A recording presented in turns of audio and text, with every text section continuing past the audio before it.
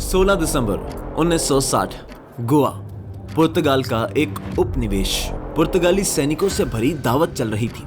दावत में गोवा पर राज करने वाले क्रूर पुर्तगाली तानाशाह सालाजार के गवर्नर जनरल और कमांडर इन चीफ शामिल थे। दोनों बड़े अधिकारी अमेरिकी राजदूत जॉन केनेथ गैल्ब्रेथ के साथ बड़ी ही बेफिक्री से दावत का मजा उठा रहे थे। उन्हें लग रहा था कि अमेरिकी राजदूत की मौजूदगी और पिछले कई दिनों से चली आ रही शांति वार्ता की वजह से भारतीय सैनिक गोवा पर उनके क्रूर शासन को नहीं उखाड़ पाएंगे। लेकिन उन्हें क्या मालूम था, भारतीय सैनिक बिना किसी डर के तब तक गोवा को चारों तरफ से घेर चुके थे और कुछ ही घंटों में हिंदुओं पर 450 साल से अत्याचार करने वाली ये पुर्तगाली गवर्नमेंट और उसके क्रूर तानाशाह सालाजार को गोवा से उखाड़ फेंकेंगे। दोस्तों, आज की इस वीडियो में हम इंडियन आर्मी के इसी डेयरिंग ऑपरेशन विजय के बारे में जानेंगे, जब उन्होंने मात्र 36 घंटों के अंदर गोवा से तानाशाही को हटाकर उसको भारत का हिस्सा बनाया था। इसके साथ ही हम जानेंगे कि जब भारत 1947 में आजाद हो चुका था, तभी गोवा को भारत के नेहरू ने क्यों नहीं मिलाया, ऐसा करने में उन्हें 14 साल क्यों लग गए। इसके अलावा हम 450 सालों के पुर्तगालियों द्वारा गोवा के हिंदुओं पर किए अत्याचारों की भी बात करेंगे, जिन्होंने क्रुएलिटी के मामले में मुगल और ब्रिटिशर्स को भी फेल कर दिया था। दोस्तों, ये वीडियो एज अ इंडियन हम सब के लिए काफी जरूरी है, क्योंकि इस इंसिडेंट के बारे में कम ही लोग जानते हैं, इसलिए आप एंड तक जरूर बने रहिएगा।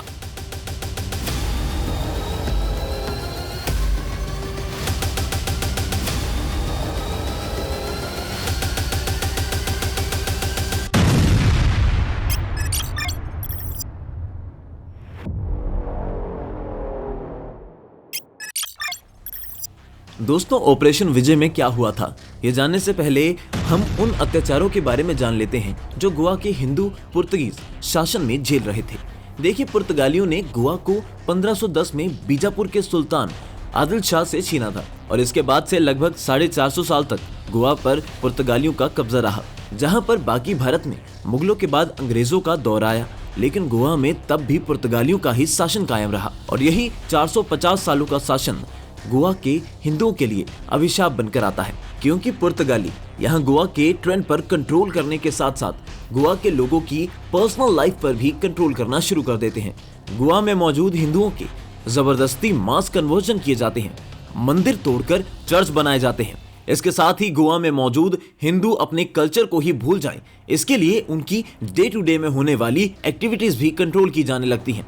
ये भी इतनी विभत्स थी कि लोगों को सुबह नहाने तक नहीं दिया जाता था, ताकि वो सुबह उठकर पूजा ना कर सकें। घर में तुलसी की जगह क्रॉस लगाना कंपलसरी कर दिया जाता है और अगर कोई हिंदू जिसने दबाव में क्रिश्चियनिटी को अपना लिया है, अगर वो चोरी से घर में पूजा करते हुए पकड़ा जाता है तो उसको खुलेआम जिंदा जला दिया जाता है।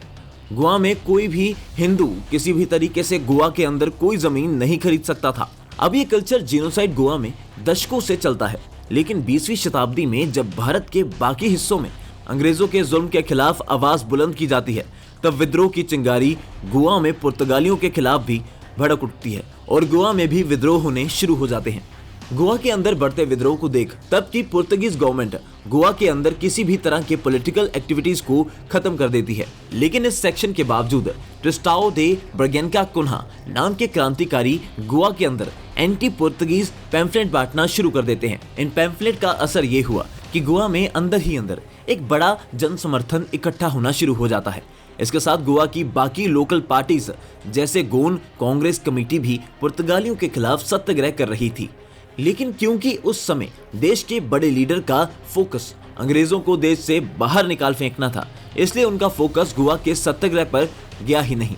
1946 में राम मनोहर लोहिया अपने साथियों के साथ मिलकर आजाद गोमांतक दल की स्थापना करते हैं और गोवा को पूर्णतया आजादी दिलाने के लिए एक बड़ा सत्याग्रह लॉन्च करते हैं।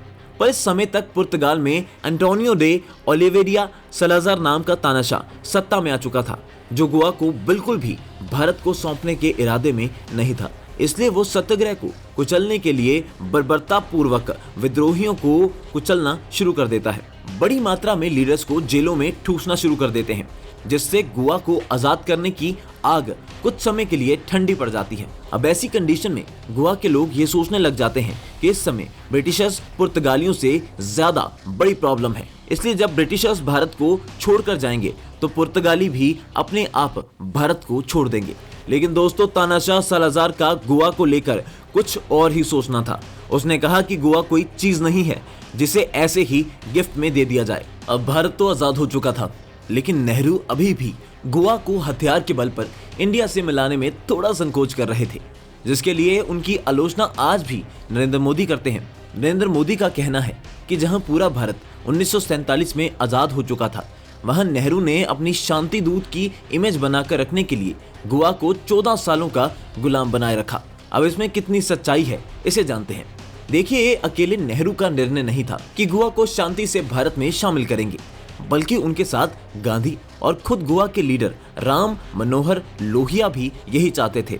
वो चाहते थे कि बंदूक की नोक की बजाय सत्याग्रह के दम पर गोवा को छीना जाए। इसी को मद्देनजर रखते हुए 1950 में नेहरू ने पावर ट्रांसफर के लिए पुर्तगाली गवर्नमेंट से नेगोशिएशन करना शुरू कर दिया था। लेकिन नेहरू ने जैसी उम्मीद लगा रखी थी वैसा हुआ नहीं। जब भी पावर ट्रांसफर की बात होती, पुर्तगाली गवर्नमेंट बचने की कोशिश किया करती थी।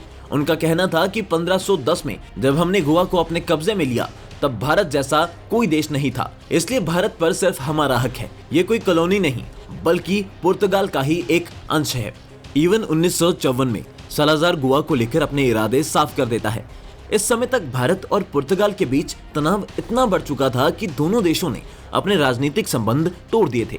इधर सालाजार के नापाक इरादों को भांपकर आजाद गोमांतक दल जैसे लोकल दल हथियारों को उठा लेते हैं और दादरा नगर हवेली जैसे इलाकों को पुर्तगाल के चंगुल से आजाद करा लेते हैं। हालांकि वो ऐसा करने में इसलिए भी कामयाब हो जाते हैं क्योंकि ये टेरिटरी गोवा से काफी दूर थी।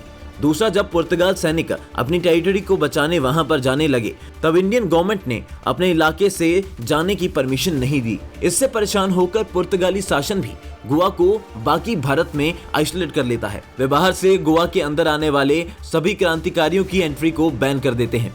इसके साथ ही रेलवे लाइन और डाक लाइन को भी बंद कर देते हैं। इसके बदले में इंडिया भी गोवा पर आर्थिक तमाचा मारते हुए गोवा में जाने वाले फूड आइटम्स को ब्लॉक कर देते हैं, जिससे गोवा को आलू नीदरलैंड, वाइन पुर्तगाल, चावल सब्जी पाकिस्तान और श्रीलंका से मंगवाना पड़ता है। लेकिन इस साक्षी के बाद भी नेहरू गोवा पर शस्त्र हमला नहीं बोलते, क्योंकि तब नाटो भी एक बड़ा कारण था। अब आप सोच रहे होंगे कि भारत और गोवा के बीच में नाटो कहां से आ गया। देखिए, बात ऐसी है, वर्ल्ड वॉर 2 में पुर्तगाल न्यूट्रल था, जिसकी वजह से उसको अमेरिका का सपोर्ट हासिल था। साथ ही पुर्तगाल के पास नाटो की मेंबरशिप भी थी। अब ये बात तो आप सब जानते ही हैं कि अगर कोई भी देश नाटो का मेंबर है और अगर उस पर कोई हमला करता है तो अमेरिका सहित बाकी नाटो देश उसकी रखवाली करेंगे और जवाबी कार्रवाई करेंगे। इसलिए भारत उस समय पर गोवा पर मिलिट्री एक्शन लेने से पहले थोड़ा संकोच में था, क्योंकि भारत उस समय नाटो देशों से पंगा लेकर किसी भी खेमेबाजी से बचना चाह रहा था। वो नहीं चाहता था कि उसको उस समय सोवियत के करीबी समझा जाए। इसके अलावा उस समय तक फ्रांस ने शांतिपूर्ण माहे, यानम, करिकल और पौंडीचेरी जैसे टेरिटरी को भारत को दे दिया था। इसलिए भारत को उम्मीद थी कि पुर्तगाल का तानाशाह सालाजार भी उसको गोवा आसानी से दे देगा। बट सालाजार आसानी से मानने वालों में से नहीं था। वो जब तक इंडियन आर्मी से मुंह की नहीं खा लेता, उसको चैन नहीं आने वाला था, क्योंकि उसको मालूम था कि भारत गोवा पर कभी बंदूक की नोक पर हासिल नहीं करेगा, क्योंकि उसने चीन की विस्तारवादी नीति को रोकने के लिए खुद से पंचशील समझौता कर रखा था। अब भारत को खुद साथ रहने, एक दूसरे की टेरिटरी को रिस्पेक्ट करना और नॉन एग्रेशन, नॉन इंटरफेरेंस की नीति चीन से अपना रहा है। वो वायलेंस का रास्ता गोवा के साथ नहीं अपना सकता, और कहीं ना कहीं नेहरू भी यही सोच रहे थे। इसके लिए उनको उन्हीं के डिफेंस मिनिस्टर कृष्णा मेनन ने भी खरी खोटी सुनाई। उन्होंने कहा कि नेहरू जो बाकी दुनिया के लोगों पर होने वाले अत्याचार पर रोना रोते हैं, वो अपनी ही गोवा के लोगों को कैसे भूल रहे हैं। इसी बीच 1960 में यूनाइटेड नेशन एक non self government territory declare कर देते हैं, जिसका मतलब ये था कि गोवा अब नाटो के अंदर नहीं आएगा। इधर गोवा से नाटो का प्रभाव हटा। दूसरी तरफ 24 नवंबर 1961 को कुछ ऐसा हुआ जिसने नेहरू को भी गोवा पर चढ़ाई करने का मौका दे दिया। दरअसल हुआ ये कि इस दिन गोवा के पास से एक इंडियन शिप गुजर रही थी। तब गोवा की फोर्सेज सालाजार के आदेश के चलते शिप पर गोलियां चला देती है, जिससे एक भारतीय पैसेंजर की मौत हो जाती है और ये बात पूरे भारत में आग की तरह फैल जाती है। अब क्या होना था, ये सालाजार की पहली और आखिरी गलती साबित होती है। 2 दिसंबर 1961 को इंडियन सोल्जर्स गोवा के आसपास के इलाकों में इकट्ठा होना शुरू हो जाते हैं और एक ऐसे ऑपरेशन की तैयारी में जुट जाते हैं जो सालाजार का शासन मात्र 36 घंटे में उखाड़ कर फेंक देगा। और इस ऑपरेशन का नाम था ऑपरेशन विजय। 17 दिसंबर की रात गोवा को चारों तरफ से इंडिया के जवान घेर लेते हैं और इस काम के लिए मेजर जनरल कैंदेत को चुना जाता है, जो 17 इन्फेंट्री डिवीजन का नेतृत्व कर रहे थे। 18 दिसंबर को भारतीय जवान नॉर्थ में सावंतवाड़ी, साउथ में करवर और नॉर्थ में बेलगांव से गोवा पर धावा बोल देते हैं। एक तरफ ये ऑपरेशन चल रहा था, दूसरी तरफ इंडियन फाइटर प्लेन गोवा में पर्चे गिरा रहे थे और गोवा वासियों को शांति बनाए रखने के लिए आग्रह कर रहे थे।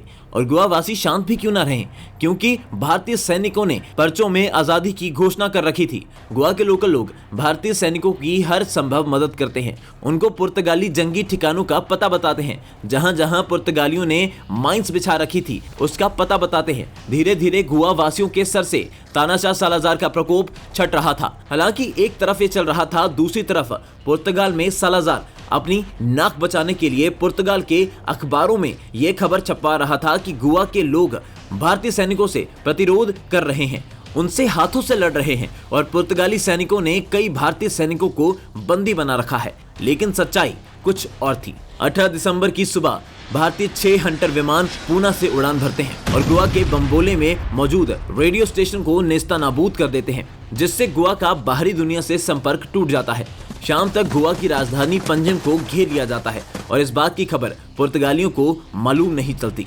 इसके बाद एक बार फिर पुणे से 12 कैनबेरा और 4 हंटर विमान उड़ान भरते हैं और गोवा के डेवलिन रनवे पर 1000 पाउंड के 63 बॉम्ब गिराकर गोवा का मेन रनवे चांद की तरह गड्ढों से भरा बना देते हैं। दूसरी तरफ INS मैसूर और INS त्रिशूल अंजदेवा आइसलैंड को पोर्तुगीज से आजाद करा लेते हैं और इन दी एंड भारत सेना की जल, थल और वायु सेना मिलकर मात्र 36 घंटों में 450 साल पुराने पुर्तगाली शासन को उखाड़ फेंकते हैं और मौजूदा तानाशाह सालाजार को घुटनों पर ला देते हैं।